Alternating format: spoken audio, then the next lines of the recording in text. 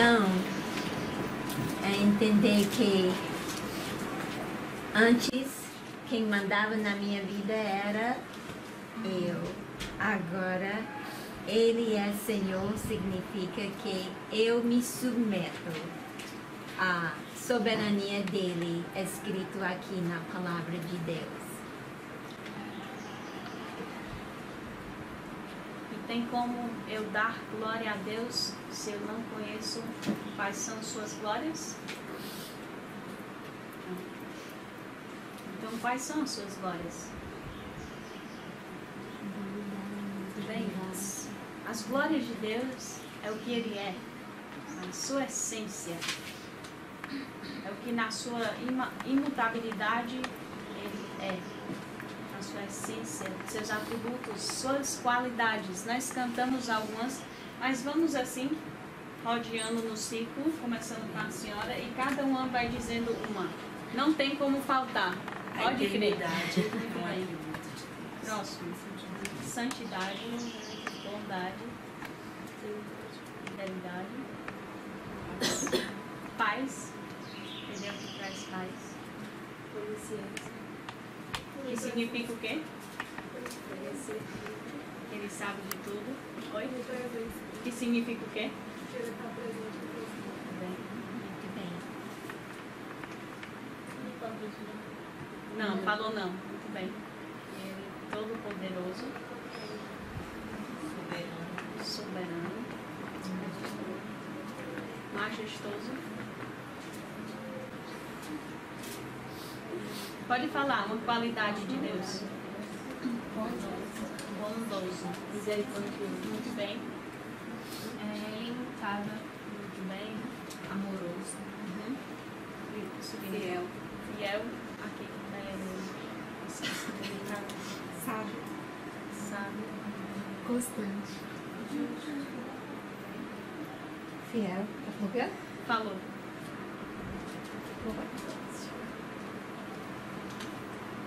E é presente. Longânimo. Digno. Verdade. Bem, podem continuando aí. Pode falar, William. Guardião e ira. Muito bem. Não, muito bem. Misericordioso. Então, Ele é infinito. Ele é um Deus de ira. Tem vários. E por ser infinito, a lista é infinita.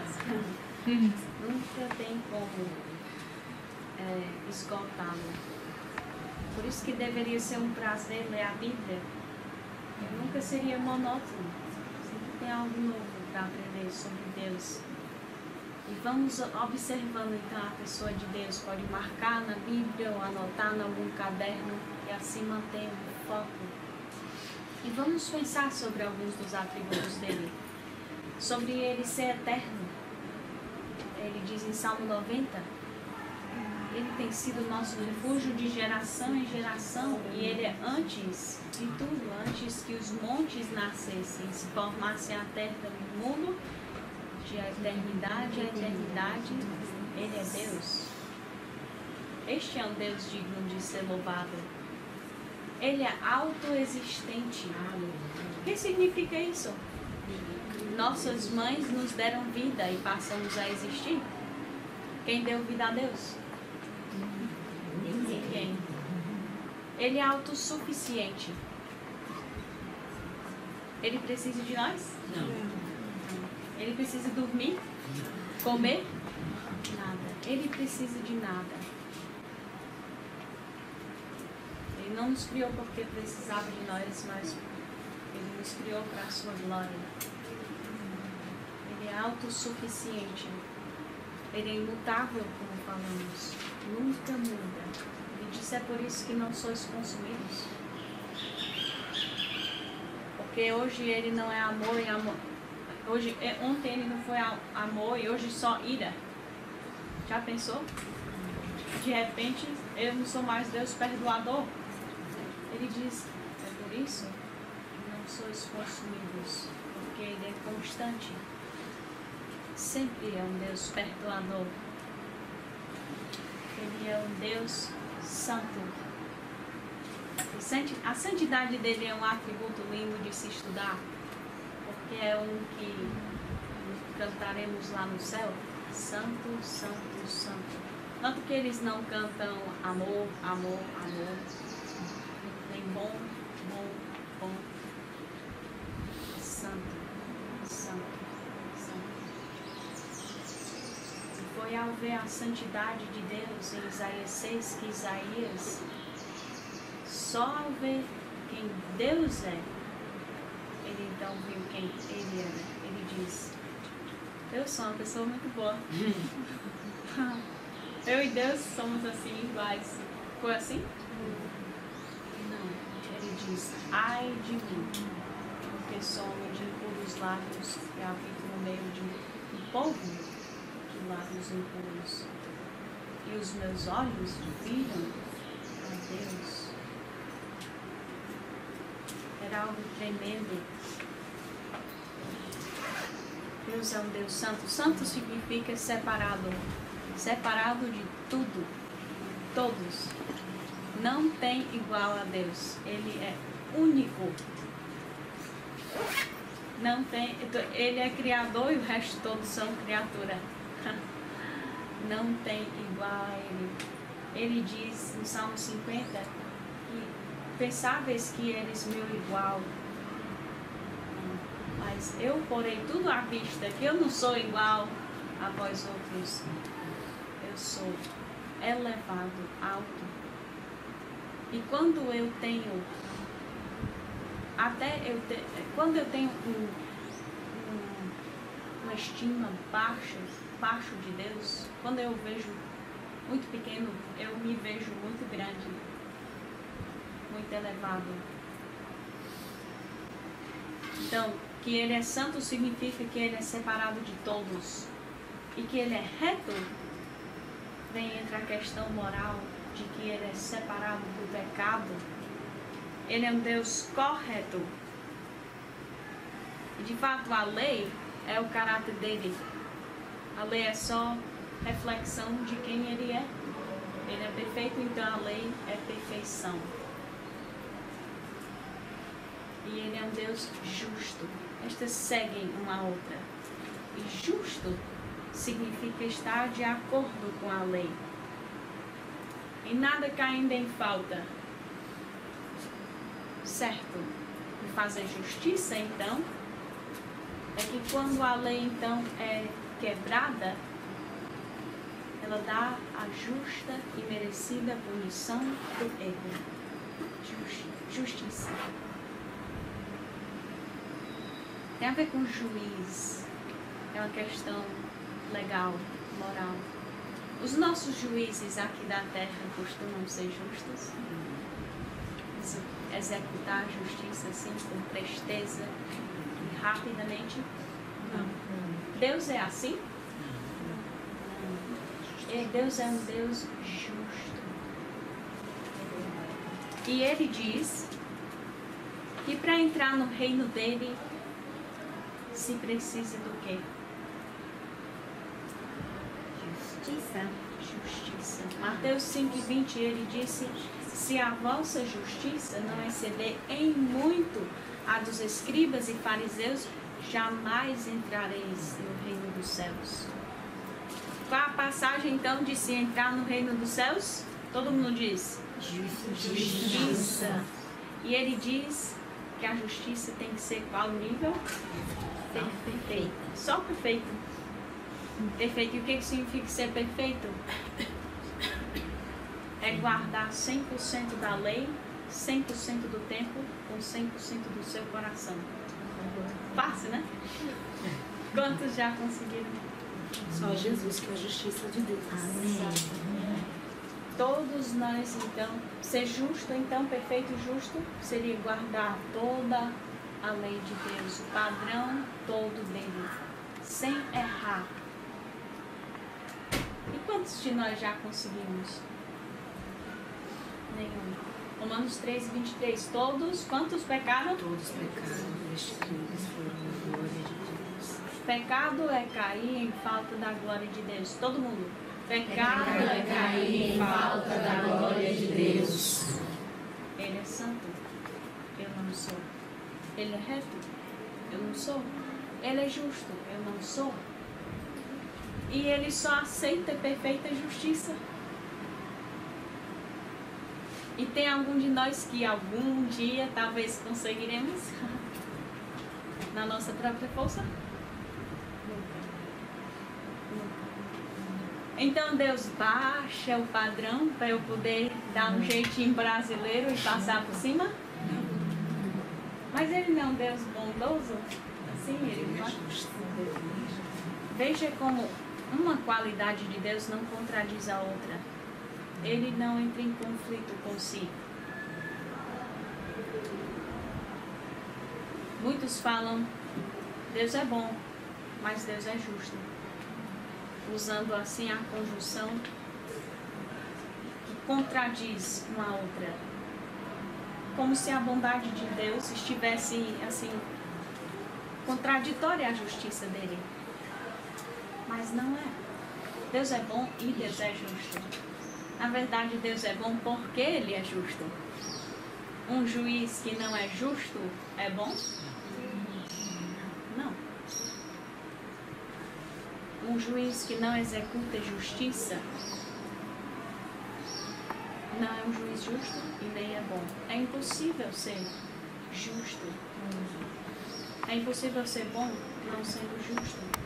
Veja como Ele é um em si, todas as suas qualidades. Ele é bom e Ele é justo. Então, que esperança nós pecadores temos de entrar no reino dele, visto que não podemos alcançar o alvo? Caímos em falta da glória dele. Que esperança temos? Jesus é a esperança da glória. Temos nenhuma esperança em nós. Nenhuma em nós. Somente nele. Em Jesus, que foi o único que guardou a lei toda de Deus. E é mediante, ele fez justiça mediante a sua morte, sua propiciação na cruz, satisfazendo a ira do Pai. A qualidade de Deus de ira é uma da qual não ouvimos falar muito, né? Existe a igreja Deus é amor. Nunca vi a Deus é ira. Mas ele é. Ele é. E sabe de uma coisa? Estes que só falam e professam tanto do amor dele, primeiro não entendem o amor dele, não sabem quem ele é e não valorizam o amor dele. Nunca se pode entender a graça de Deus antes de entender a sua justiça. Nunca uma estrela brilha a não ser com a escuridão da noite atrás. Eu enxergo, a graça de Deus brilha quando eu enxergo o castigo, a ira de Deus que eu merecia. Até então, a graça de Deus que eu mereço, que é o contrário do que significa graça. Misericórdia ou mercê significa quando Deus me poupa ou não me dá aquele castigo que eu mereço. E o que eu mereço como pecador? A ira. A ira de Deus, na morte eterna no lago de fogo. E se Ele me poupar disto, tem muitos que dizem, né, eu só quero que Deus me dê o que eu mereço. Pois bem, se tem uma coisa que eu não quero que Ele me dê, é isto. E misericórdia é Ele me poupar disto. Graça é Ele me dar o que eu não mereço. Eu não mereço a vida, a salvação e tudo que eu tenho aqui, o ar para respirar. Eu não mereço ter a Bíblia. E muitos não têm. E quanto valor eu dou a ela? Então, a Bíblia é a palavra de Deus sobre Deus. E Ele nos criou para a sua glória. E se eu não estou vivendo para a glória de Deus, a palavra dele é a minha autoridade? Que nos leva então ao terceiro ponto, que é ligada, lembra? Sinônimo com glorificar a Deus. Qual é a vontade de Deus para o pecador? Que ele se arrependa e seja salvo. Onde é que a Bíblia ensina isso? A senhora lembra, né? Estudamos. Lembro, mas não lembro endereço não. Vamos lá. 1 Timóteo 2, versículo 3. 1 Timóteo 2.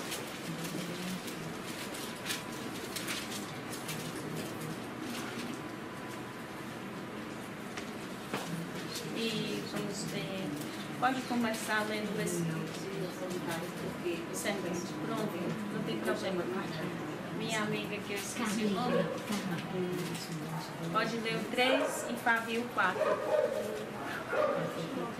2, 3 e 4.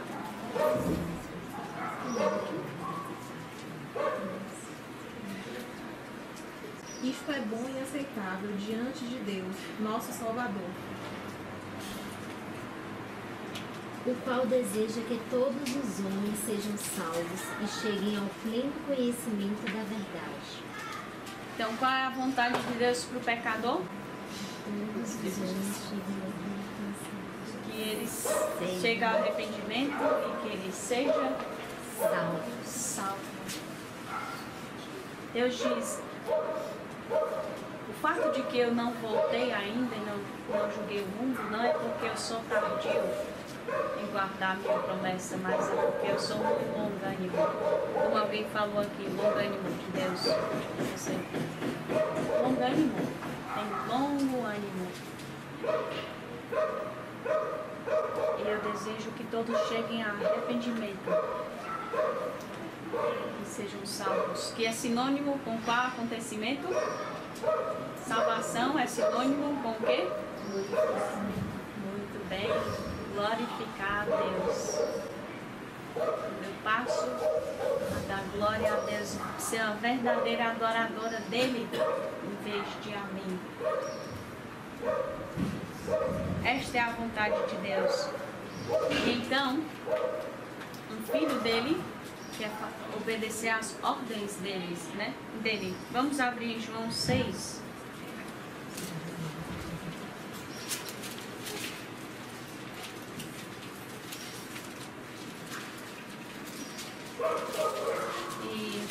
E leia o versículo 40. De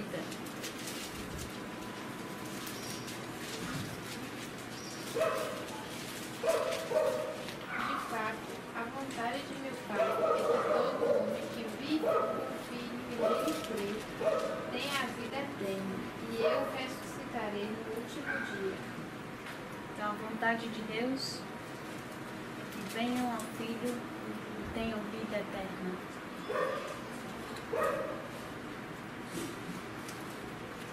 Que sejam salvos. Esta é a vontade de Deus. Que deem glória a Ele. E se eu não sou salvo, eu estou dando glória a Deus?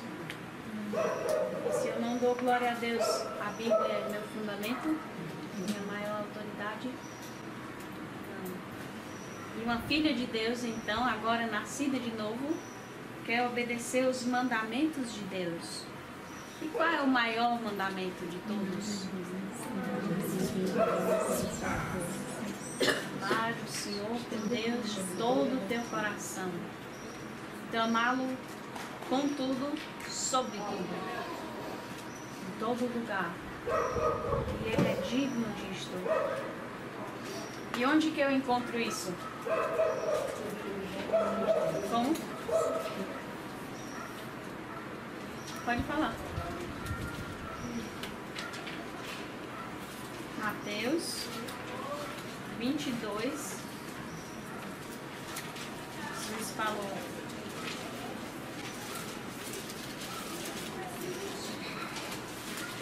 Mateus 22, versículo 37 Jesus respondeu: amarás o Senhor teu Deus de todo o teu coração, de toda a tua alma e de todo o teu entendimento. Este é o grande e primeiro mandamento. O segundo, semelhante a este, é: amarás o teu próximo como a ti mesmo. E muitos falam que também sou ordenada a amar a mim mesmo. Onde que fala? Não tem este mandamento. Veja o próximo versículo. Destes 3 mandamentos, é assim que fala? Não. Tem quantos mandamentos aqui? 2.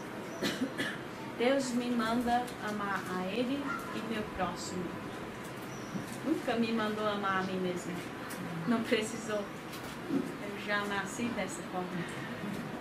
Destes 2 mandamentos dependem toda a lei e os profetas.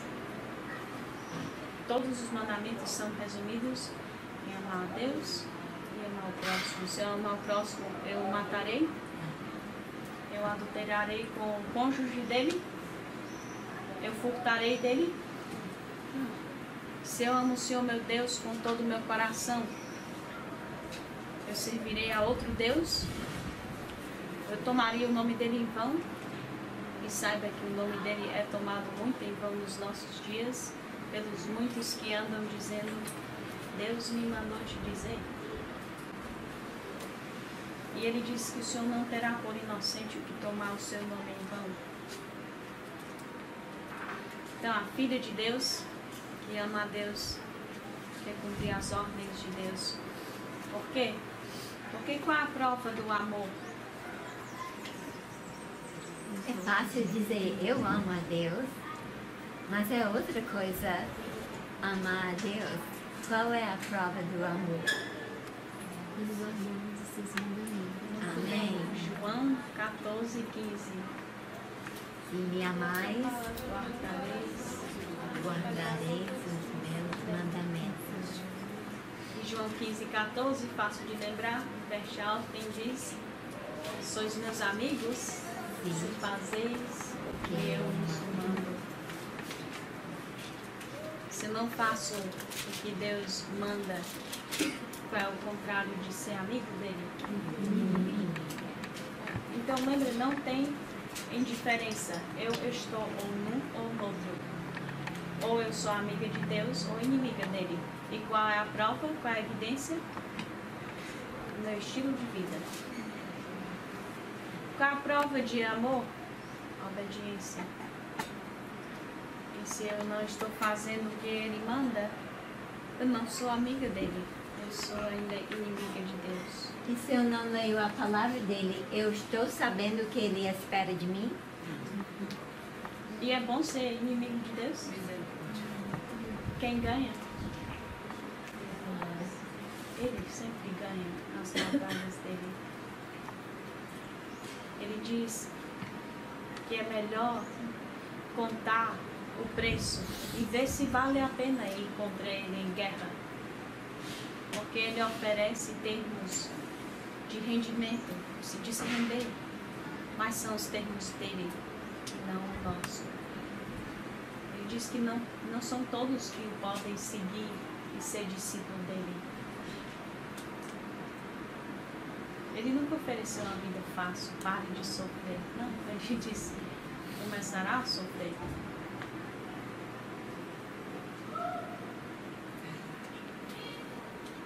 Ele diz, Jesus perguntou: por que me chamais de Senhor e não fazeis o que eu vos mando?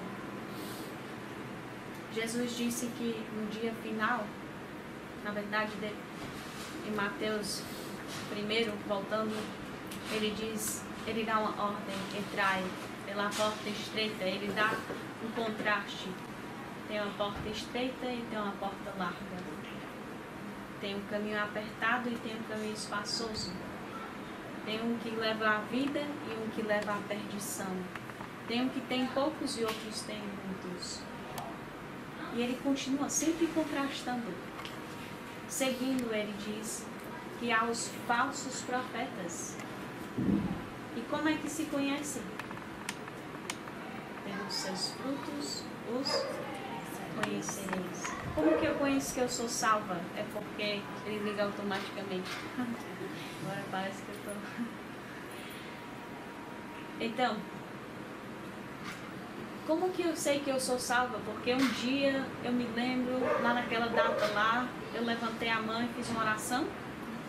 Não, é de hoje, pelos seus frutos. Ele faz agora a nova comparação entre a árvore má e a boa e a má. A árvore boa produz bons e a má frutos maus. E a árvore boa permanece, a outra é cortada e lançada no fogo. E ele ainda continua e mostra dois grupos.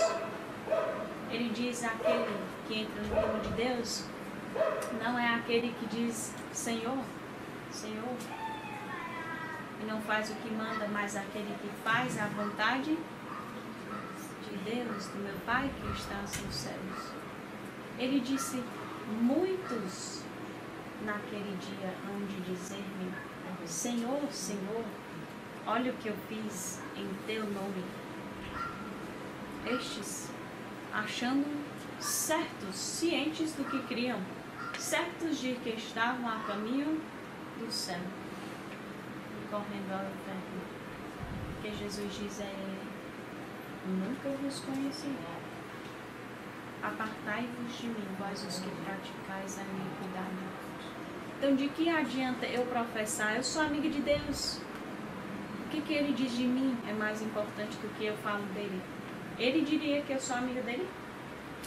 Eu digo que eu conheço a ele, mas... E daí se um dia ele dizer: mas eu não te conheço?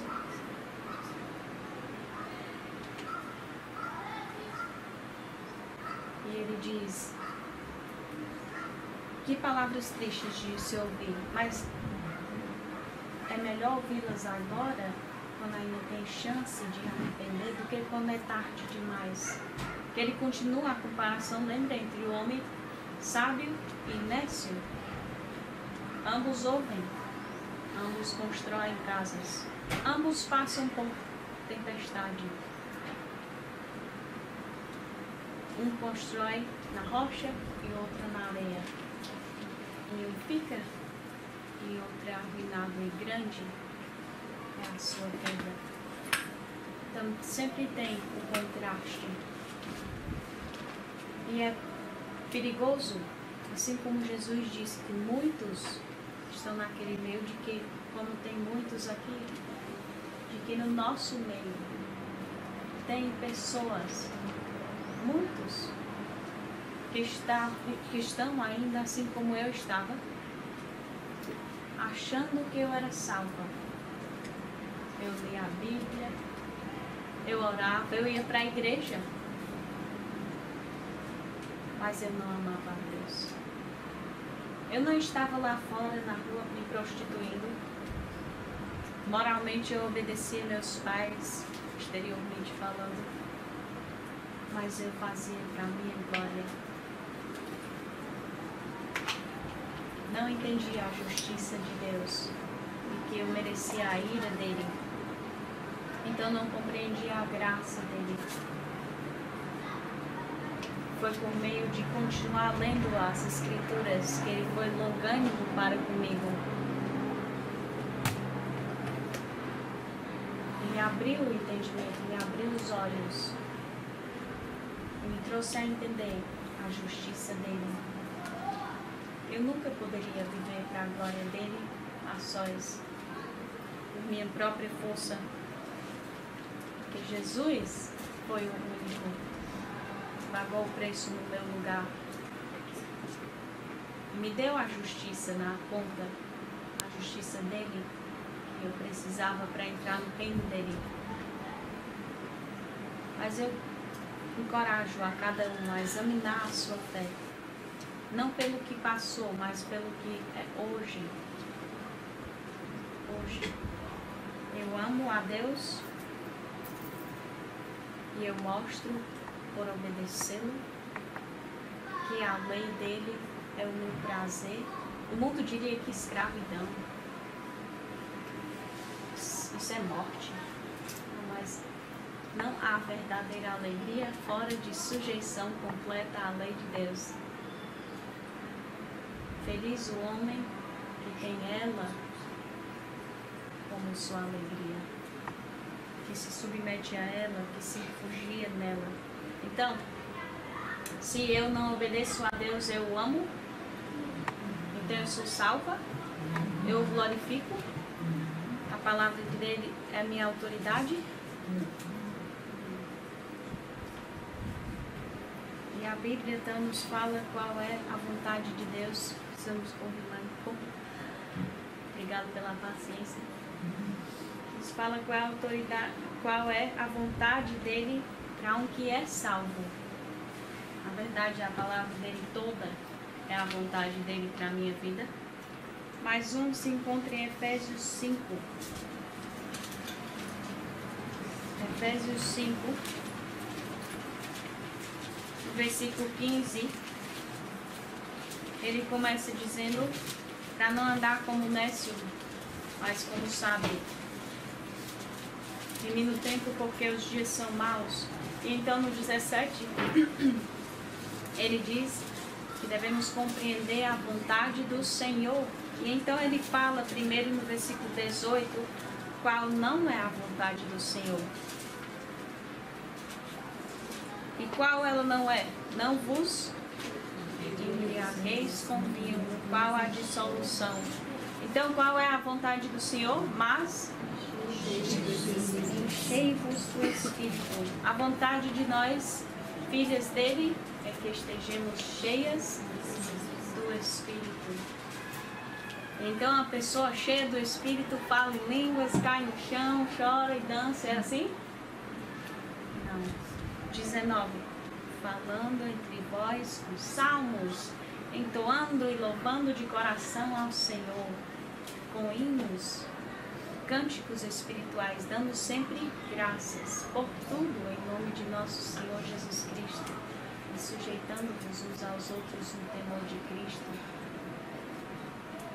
Isto é o que faz um que está cheio do Espírito Santo. Não é algo irracional, é algo racional. Lembra, Deus diz, Ele quer um culto racional. Em Romanos 12. Ele quer que nosso culto seja controlado.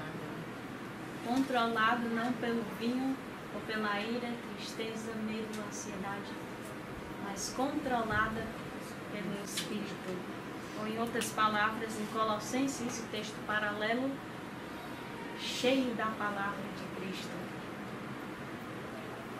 E se eu tiver um copo com areia e eu encho de água, eu posso dizer que o copo está cheio de água?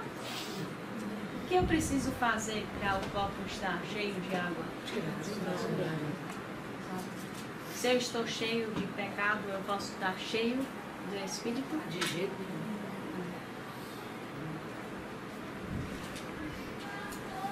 Só tem uma coisa que nos impede a glorificar a Deus, e o que é? Pecado.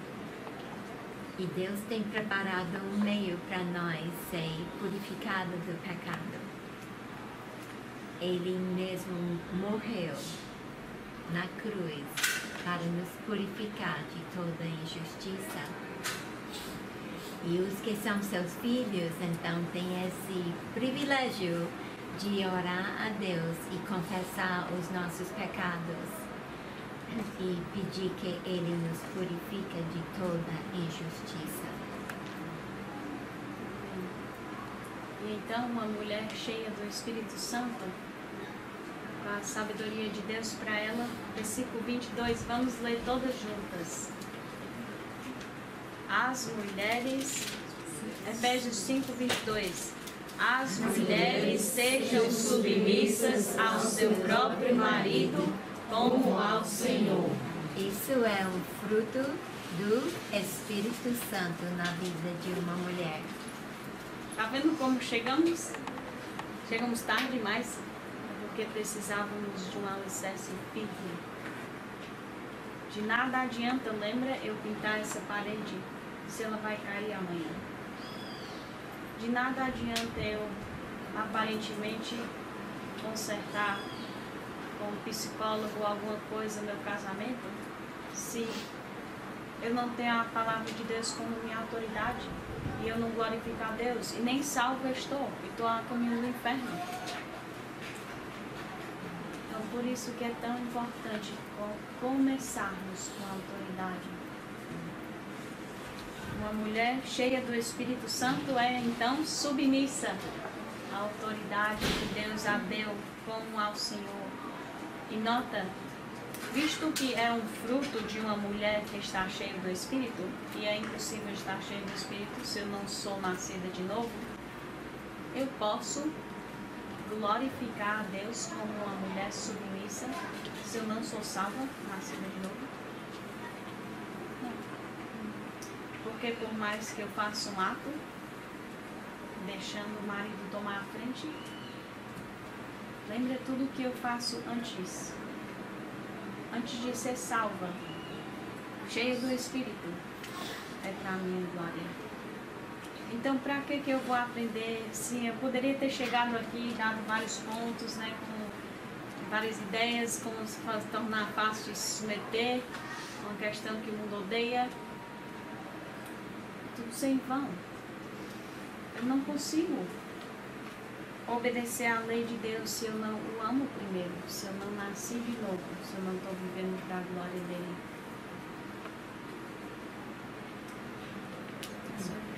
Então, essa própria alicerce fundamental para nossas vidas é que nos ensina nossas origens, mulheres e moças. Aqui é revelado a verdade sobre as nossas origens, que a Bíblia chama em 1 Coríntios 11, versículo 7, que o homem é o que de Deus? O homem é a glória de Deus e a mulher é o que? A glória do homem. Em que sentido o homem é a glória de Deus? É porque quando Deus formou o homem, ele usou qual material? Barro, o pó da terra. Ele formou o homem. E para fazer a mulher, ele usou terra também? Não, ele não a fez independente do homem. Quando ele fez a mulher, ele tirou osso e carne do homem para formar a mulher. Então, por isso ele chama a mulher a glória do homem, que ela foi tirada do homem. Por isso ela corresponde ao homem. Então, no dia que Deus fez o homem e a mulher, ele tirou a carne e osso do homem, formou a mulher e depois ele trouxe a mulher ao homem e realizou o primeiro casamento. E fez a declaração. Por isso, quando casa, é um deixar de papai e mamãe e se unir com o seu marido. Então é um deixar e um unir. Essas é nossas origens do homem e da mulher, que é escrita em Gênesis e aqui em 1 Coríntios também, 11, 7 a 9. Então a gente vê que a mulher, Deus a fez depois do homem, do lado do homem e para o homem. Podemos dizer juntos? A mulher foi feita depois do homem, do lado do homem, para o homem. Eis a sua origem, moça e mulher. Esta é a origem da mulher. Muito linda. Deus planejou isso para mostrar que ela sendo feita depois do homem, isso é significativo? Isso é importante? Que Deus escolheu fazer ela depois do homem? Se lembra quando Deus fez os animais, macho e fêmea? Fizeram todos iguais, juntos, no mesmo momento. Então, por que ele não fez homem e mulher desse jeito? Apareceu homem e mulher na hora, vivos, no mesmo instante. Porque o Senhor já tinha projetado essa submissão, né, da mulher ao homem.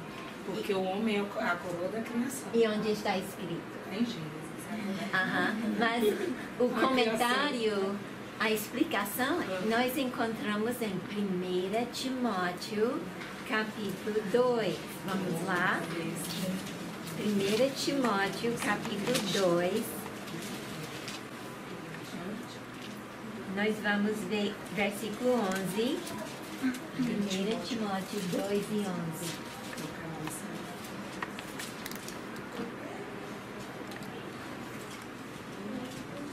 Em versículo 11 e 12, eu quero que você observe duas palavras-chave. Um que fala da mulher, responsabilidade da mulher, e a outra que fala da responsabilidade do homem. Versículo 11. 1 Timóteo 2:11. A mulher deve aprender em silêncio, com toda a submissão. Então, a palavra-chave aqui sobre o papel da mulher é submissão. Versículo 12. Pois não permito que a mulher ensine, nem que exerça autoridade sobre o homem, mas esteja em silêncio. Então, em versículo 11, a gente viu que o papel da mulher é submissão. E no versículo 12, o papel do homem é exercer o quê? Autoridade. Muito bem. Então, a gente vê a escadinha de Deus. A semana passada a gente falou, né, sobre em 1 Coríntios 11:3, quem é a autoridade maior? Deus o Pai. E o Pai é a autoridade de quem? Cristo. E Cristo é o cabeça de quem? O homem. Muito bem. Até nossos maridos têm autoridade sobre a cabeça deles. E então o homem é o cabeça da Mulher. Muito bem. Vamos olhar aqui entre o pai e o filho. O pai é a autoridade do filho. E quem é o filho de Deus? Jesus. Jesus é o que em relação ao pai? Submisso. Que Jesus é submisso ao pai significa que ele é inferior ao pai? Como é que vocês sabem disso? Eles são iguais. Em natureza e essência, o pai e o filho são iguais. Todos dois criaram os céus e a terra. Todos dois têm todo o poder, todo o saber, estar presente em todo lugar. Todos dois são iguais em essência, mas em função como eles trabalham, o pai é a autoridade do filho e o filho, como foi a resposta dele diante da autoridade do pai? Quando o pai, antes da fundação do mundo, declarou que o filho seria o sacrifício pelo nosso pecado. Como foi a atitude de Jesus Cristo diante disso? Eu vou fazer isso? Foi assim? Não. Em Salmo 40, versículo 8, ele diz: agrada-me fazer a tua vontade, ó meu Deus. Ele submeteu voluntariamente a ser o quê? O sacrifício pelo nosso pecado. Então ele é um bom exemplo para nós mulheres em ser submissos aos nossos maridos. Ele mesmo submetendo ao pai dele com alegria, voluntariamente. Então, aqui a gente vê, voltando para 1 Timóteo 2, Versículo 11 fala do papel da mulher ser submissa à autoridade do seu marido. Versículo 12. Que a mulher submete ao marido significa que ela é inferior a ele? Da mesma forma, submissão não significa que você é inferior. É a alta chamada da mulher, submeter, se colocar embaixo. Subir significa embaixo. Que você se submete ou se coloca embaixo significa que você é desvalorizada? O que você acha? Deus diz que não. O mundo ia dizer o quê? Sim. Que a mulher não tem valor se ela submete. Mas Deus diz, o dono da nossa vida diz que ser submissa é a nossa missão como esposa de nos colocar embaixo da autoridade que Deus nos deu como marido. Então, vamos ver em versículo 14, 11, 12, o vento mudou a página. 13. Agora vê, por que Deus escolheu o homem com papel de autoridade e por que Deus escolheu a mulher com papel de submissão? Versículo 13. Por quê? Por quê? Adão foi feito primeiro. E a Eva depois. Onde é que Paulo vai para provar a autoridade do homem e a submissão da mulher? Lá para o primeiro livro na Bíblia, em Gênesis, onde é registrado a ordem da criação do homem primeiro e depois tirado do homem o próprio osso e carne para Deus formar a mulher depois do homem. Olha só, autoridade do homem e submissão da mulher é na formação dela. Ela foi formada depois do homem. A submissão da mulher é baseada na sua formação, que ela foi formada depois do homem. Você não pode tirar isso dela. É parte dela. É parte da mulher, que ela foi criada após o homem. E aqui a gente vê isso, em versículo 13. Porque Deus deu autoridade ao homem e a submissão para a mulher? Porque Adão foi criado primeiro e depois a mulher. Se tivéssemos uma fila aqui para ir à mesa pegar a comida, quem vai na frente da fila é o primeiro, né? Que é o líder da fila, que toma a frente. E entre o casal, entre o homem e a mulher, quem é primeiro? O homem. Ele é o líder.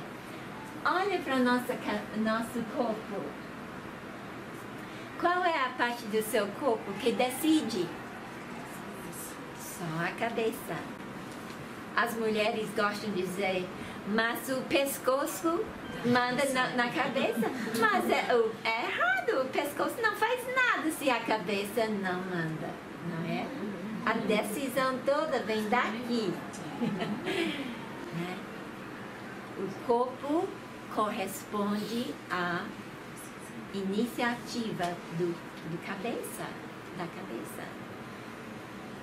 Muito importante a gente ler a palavra de Deus e ter ela como a base da nossa vida.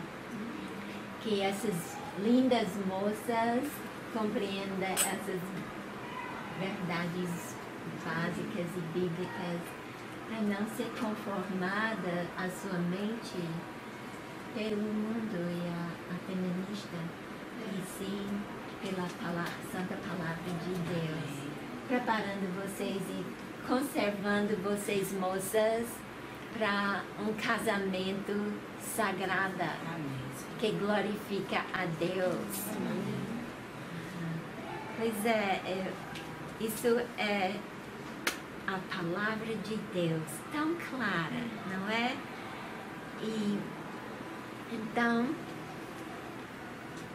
nós vimos que a mulher foi feita depois do homem, do lado do homem e para o homem. Vamos todos repetir?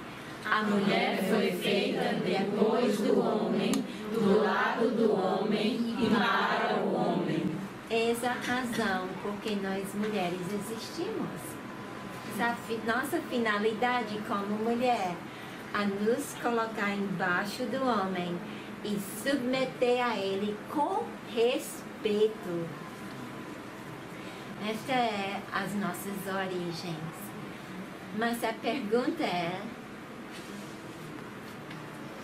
por que nós mulheres não gostamos da palavra submissão? Por que é uma rejeição a essa palavra submissão? Infelizmente, a nossa mãe, que foi feita depois do homem, do lado do homem e para ser submissa ao homem, ela fez assim. Em vez dela ser submissa ao marido, ela tomou o lugar do homem. Ela foi a primeira para decidir. E ela então levou o marido no pecado. Ela fez assim. Adão, tem uma criatura aqui no jardim dizendo que nós podemos comer da árvore proibida e não morrer. Vamos? Ela fez assim? Ela deixou o homem decidir? Não. Lá vai ela ser o primeiro para pecar. Quando foi feito o homem primeiro para dirigir e liderar a mulher, lá vai ela ser a primeira em pecar contra Deus. E não somente satisfeita em pecar contra Deus, mas mandou o homem coma. Lá vai ela mandar no marido. Quer dizer que ela trocou o lugar com o homem. Ela assumiu um papel que não era dela. E aprontou uma desgraça. Aqui em versículo, voltando para 1 Timóteo 2, versículo 14. E Adão não foi enganado. Ele pecou sabendo, rebeldemente. Mas a mulher é que foi enganada pelas mentiras do diabo. Caiu em grande transgressão. Por isso, irmãs, nós não estamos aqui para dizer que nós somos donos da verdade ou nós nunca pecamos, nós somos pecadoras. Mas nós estamos aqui para exaltar o Senhor Deus e a sua santa palavra. Está aqui. A palavra de Deus, tem coisa melhor do que isso? O internet é melhor do que isso? Está aqui a palavra de Deus, nós temos escrita na Bíblia completa. E a Eva também tinha a palavra de Deus, bastante para ela. Deus havia falado. E ela trocou a palavra de Deus pela mentira do diabo. Ela trocou a vida pela morte. Ela acreditou não no Deus santo e bondoso que falou: não pode comer dessa árvore no meio do jardim, e no dia que você comer dela, certamente morrerás. E lá vem o mentiroso dizer: pode comer, com certeza você não vai morrer. E ela trocou a vida pela morte. enganada. E nós podemos também ser enganadas. Por isso nós devemos se revestir com a verdade, a palavra de Deus, para não ser enganadas com as muitas mentiras que tem por aí, para enganar moças e mulheres. Mas, amadas, o próximo versículo tem uma palavra de esperança para nós mulheres. Todavia, a mulher será salva ou preservada daquela grande vergonha que ela se aprontou quando ela tomou um lugar que não era dela e levou toda a raça humana em pecado. Hoje sofremos o que sofremos por causa de uma mulher atrevida, rebelde. Mas todavia tem uma esperança. E o que é? Se. Tem uma pequena palavra se, que fala de condição. Se ela permanecer com amor, santificação e amor, a fé, amor e a santificação com bom senso. Se a mulher permanecer nessas 4 áreas de vida, primeiramente amando a Deus sobre todas as coisas e criando seus filhos a amar a Deus. Se a mulher tem fé na palavra de Deus, uma fé da boca para fora não, mas uma fé obediente, que lê e obedece à palavra de Deus e cria seus filhinhos nessa fé da palavra de Deus. E o alvo da vida então é ser separado do pecado, que quer dizer ser santo, santificada, separado do pecado, confessando o nosso pecado e então controlando essas paixões que estão dentro de nós, essas paixões fortes, controlando essas paixões pelo poder do Espírito Santo, esses desejos sexuais, essas paixões e emoções, controlando-os com o poder do Espírito Santo. Em outras palavras, isso é ter bom senso, ou dominar a nossa natureza, é ter autocontrole. Tudo isso significa a mesma coisa, ter bom senso. Essas são as 4 áreas que Deus diz: se a mulher consegue ser uma esposa submissa ao seu marido com respeito e criar seus filhos na fé, no amor, na santificação com bom senso, então ela é preservada dessa vergonha que ela se aprontou quando a Eva pecou contra Deus. Então, irmãs, Tito 2 é o que essa senhora mais idosa deve ensinar às jovens recém-casadas. E qual é a primeira coisa que eu devo lhe ensinar em Tito 2, versículo 4? Para que ensinam as mulheres novas o quê? Amar seu marido. Nós nascemos egoístas querendo que todo mundo me amasse. Né? Quais são nossas brigas maiores com nossos maridos? Eu quero que ele me ama. Eu nunca brigo para ver se eu estou amando ele, mas eu quero que eu sinto amado por ele. Não, Deus diz que nós devemos ser mulheres que amam nosso marido em prioridade. Irmãs, a senhora fez voto diante de Deus de amar seu marido. Os filhos vêm depois. Os filhos estão em lugar secundário. Os filhos vêm depois e eles vão embora antes do casamento terminar. Deus permitindo. Então, a minha relação com meu marido é prioridade. Eu devo a ele amor, que é paciente, fazer o bem para quem me faz o mal, devolver o bem para quem me faz o mal. E a minha relação com minha filha é secundário. Ela já vai embora, ela vai casar, ela vai construir, Deus permitindo, um novo lar. Isso é certo, tá entendendo? Não é como eu já ouvi mulheres brasileiras dizer: esse bebê veio de mim e esse bebê vai ficar comigo.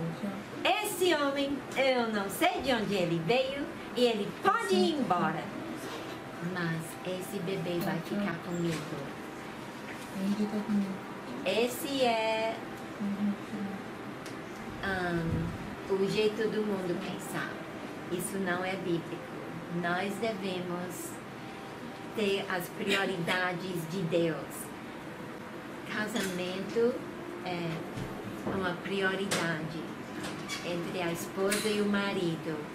Nossos votos diante de Deus foi ser fiel um ao outro. Os filhos vêm e os filhos vão.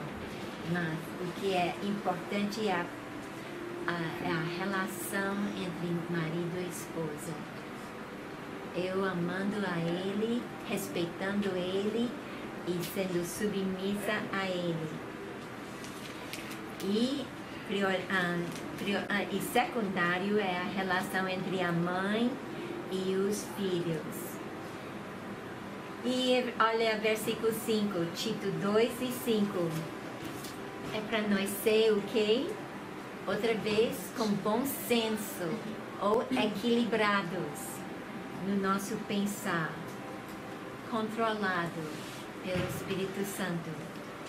E puras, mulheres, castas, é uma palavra antigamente aqui no Brasil que não se usa mais, mas é pureza moral.